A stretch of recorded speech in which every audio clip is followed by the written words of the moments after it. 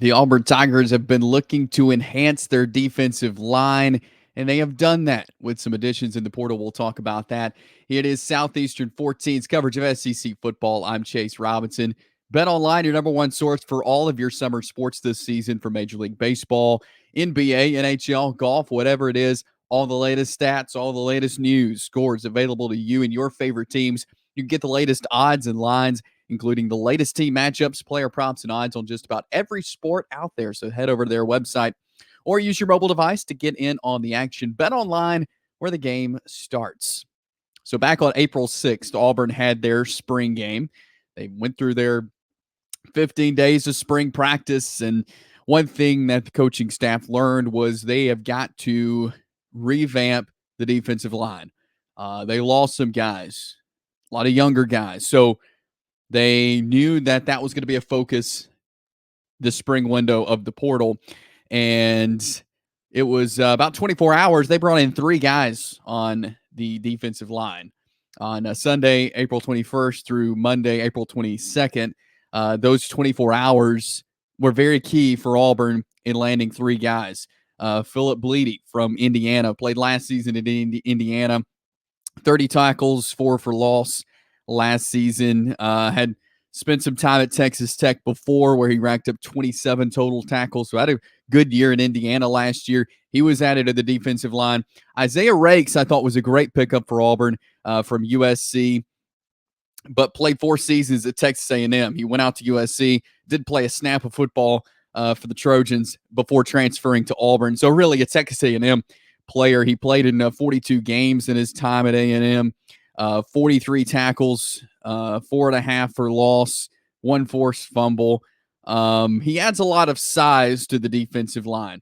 6'1", 313 is what Isaiah Raikes comes in as. So I thought that was a important piece there to add to the room. And then Keyron Crawford, the latest addition to the defensive line room there for the Auburn Tigers, transfer from Arkansas State. He's got 2 years of eligibility left. He started all 13 games for Arkansas State a year ago, 6.5 sacks, 11.5 tackles for loss, 45 total tackles, and 2 forced fumbles last season. When you look at Crawford, though, he may not be a starter right off the bat for Auburn. I think that position is pretty set on the line, but I think he adds some really important depth that the Auburn defensive line room needed. And I think he's a guy, again, 2 years of eligibility.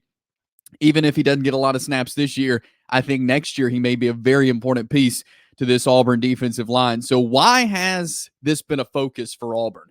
And if you watch the spring game, if you've been keeping up with spring practice, the coaching staff has been alluding to this all year, the fact that they want to kind of rework the defensive line.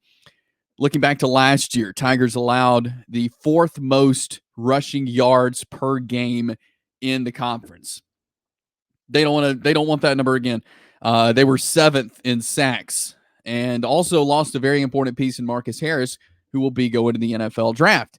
And so that's one thing. Just the fact that the stats were not good last year when you look at defensive line, and so they knew that that was going to have to be a priority.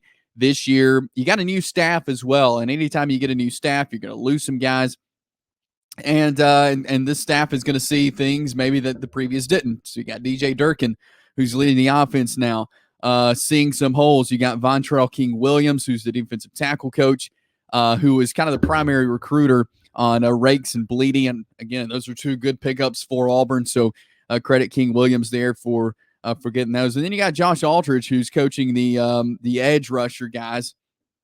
So both of those coaches, as well as Durkin, see, hey, we need some pieces. We need to enhance this. Here's how we can do this, and here's the guys that would fit well. So I think with these moves, Auburn should see some improvement amongst the defensive line.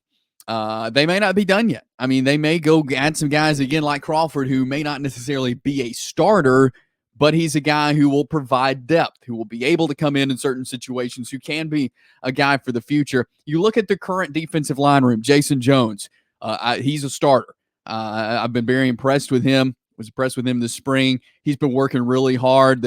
You don't always hear guys who they say he's been putting in way more work in his own time. That's been Jason Jones. So I think that he's done a great job of earning a starting role. You got Kansas transfer Gage Keys, who I think could be key on the line this year. You got Texas transfer Trill Carter to the Auburn Tigers.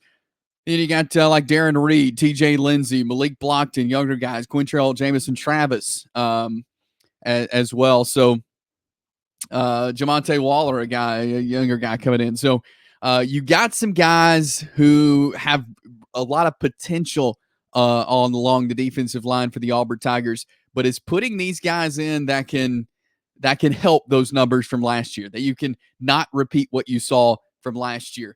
I think you look at the rest of the defense. If the defensive line is strong for Auburn, I think that's going to bleed over into the rest. Now, they've lost a couple of guys in the secondary as well this week to the transfer portal.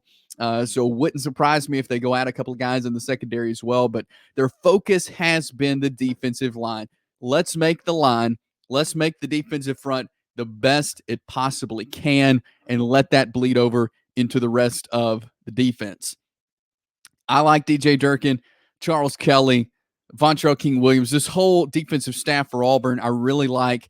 I think they're going to have them heading in a direction that is leading to success for Auburn. There's no doubt about that. And with Hugh Freeze being an offensive guy, I think he's turning a lot of this over. Say, hey, DJ Durkin, get what you need, make it work. Let's get this going right and let's be successful.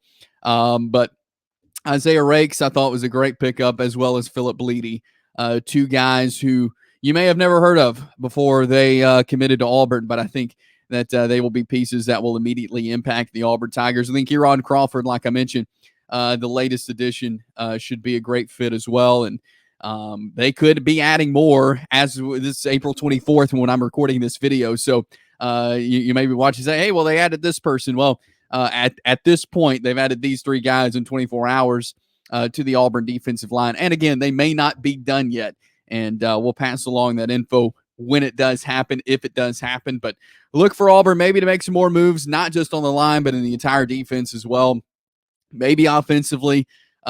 This is the day and age we live in. There's additions being added on all these teams. They're looking for depth. And I think that's big for Auburn. They lacked depth in certain positions last year, and they're making sure that does not happen again this year. But they're doing a great job of providing depth on the defensive line, which is exactly one of the priorities from this spring for Hugh Freeze. We got you covered on SEC football.